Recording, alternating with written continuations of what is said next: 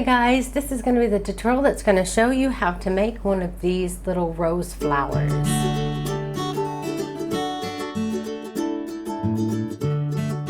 And to do this project I used acrylic yarn. It's anti-pilling so it won't fuzz up after a while, and it's 4 ply for the US, 10 ply for Australia. I also used a 5mm hook or a size H hook. And it takes just a very small amount of yarn, so this is a great scrap yarn project.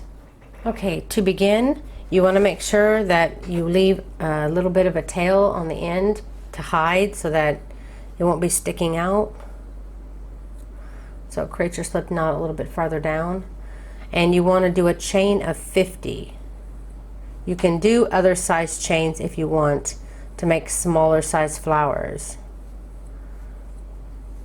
But to make this size, you need to do a chain of 50. So go ahead and chain 50 and I'll see you when you get back here. Okay, once you have your chain of 50, actually maybe I should switch the color of my hook. I'll switch to another 5mm hook just because it's too close to the color. It's confusing.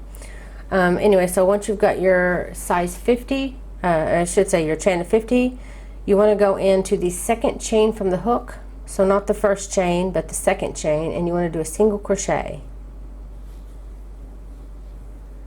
and then chain 2. Then you're only going to skip 1 chain and then go into the very next chain, so you'll only be skipping 1 and you'll be doing a single crochet in that next stitch and then chain 2. So you're going to be doing single crochet, chain 2 in every other chain. So again, you'll skip the next chain, and then the following chain you'll do a single crochet, chain 2. Skip the next chain, and then the next one, single crochet, chain 2. And you want to continue this down your row.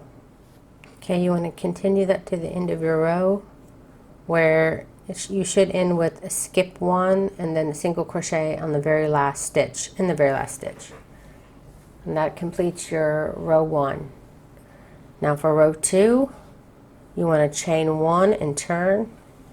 And we'll be working now in our spaces, our chain 2 spaces that we made. So all these big holes where we have chain 2, we're going to be using those to put our stitches in.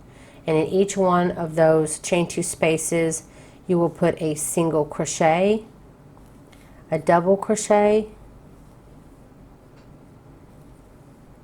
and a single crochet. Then again in the next chain 2, just go right into it, do a single crochet, double crochet, and a single crochet.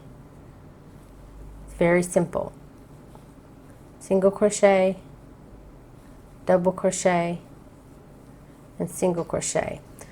The only problem that I felt that I had is sometimes the space between this third stitch, which is this last single crochet, sometimes you need to make sure that it stays a little tight.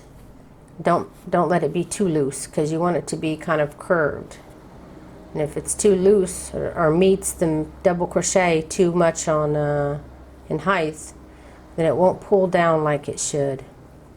So just continue down your row, and you can see how it's already kind of curling, and it's supposed to. At the end of this row you should have like a whole curve like this. Okay, I'm just finishing up this very last chain 2 space. There we go. And when you get done with your very last one, you chain 1 and leave yourself a long tail, especially if you plan on sewing this on something. Leave a long tail because you have to use this for sewing the flower together at the bottom and to sew it on. So you want to leave a considerable amount if you plan on sewing this onto something. Pull it all the way through. Let me back out just slightly. You can see the shape now is pretty much a circle now. It wants to be rolled up. This is exactly what we're going to do, but before we do that, I like to take this beginning tail that I have where we started our first slip knot, and then I'll go down, whoops, I'll go down the chain just slightly. This middle part will be in the center of the flower and won't be seen, so it's not like it has to be perfect. Hiding this tail, you just want it to be brought into the flower a little bit so it's not. So you pull it through, straighten, and then I'm going to cut that down as close as I can. Okay, now you have a front side and a back side. We're going to be rolling this up where the front side shows on the outside of the flower. So but before I do that, I also like to go ahead.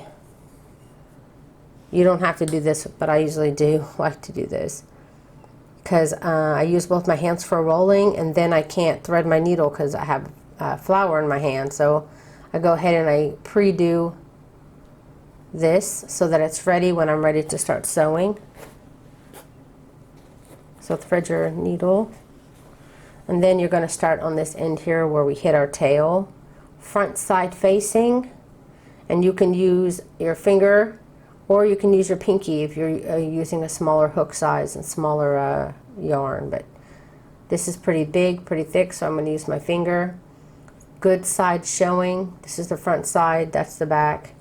So I'm front side showing out, and then I'm going to just wrap it around my finger.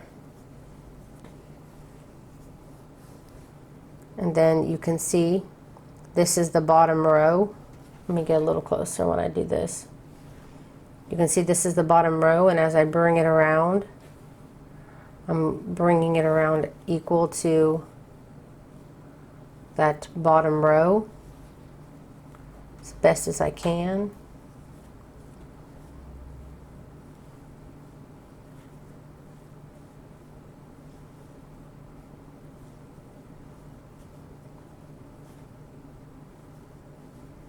Take your time here.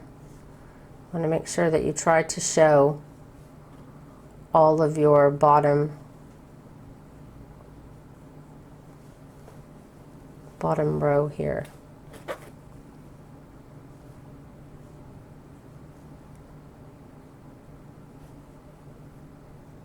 There, I've got all my bottom rows here. This is the end part here, so I'm going to go through that bottom first. Then I'm going to continue and try to grab down all my stitches. And then you can pull it up now, or you can just keep going through the rest of your stitches here, which I've grown confident enough to just go through all of it and pull it through.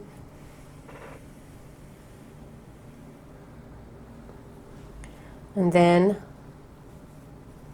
I go a few stitches over to the side, and I do it again. Go through all those stitches, all those bottom stitches only.